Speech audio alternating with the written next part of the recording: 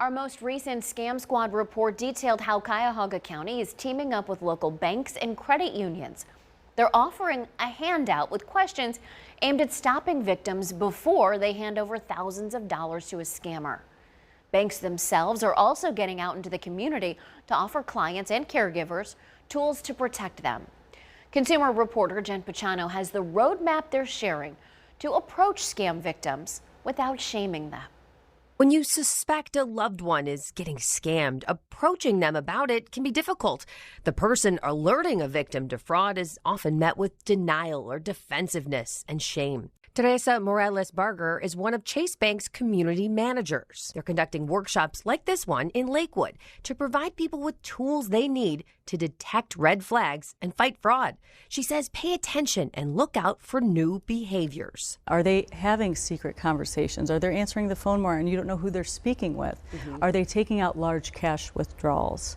Are they getting gift cards and crypto, and they're interested in crypto all of a sudden? She and more than 160 fellow community managers around the country are also arming caregivers with a way to start that difficult conversation with a victim when they need to know they're being scammed. You definitely want to approach it with gentle gloves, but lead with compassion, not criticism. Most important, you want to create that safe space so they can talk with you.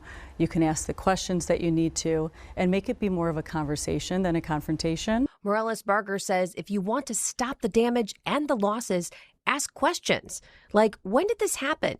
Who reached out to you and how? Did you send any money yet? Have you met this person in real life? You should also inquire about any new friends that have come around all of a sudden. You want to take out the judgment. I'm not here to judge you. I'm here to help you.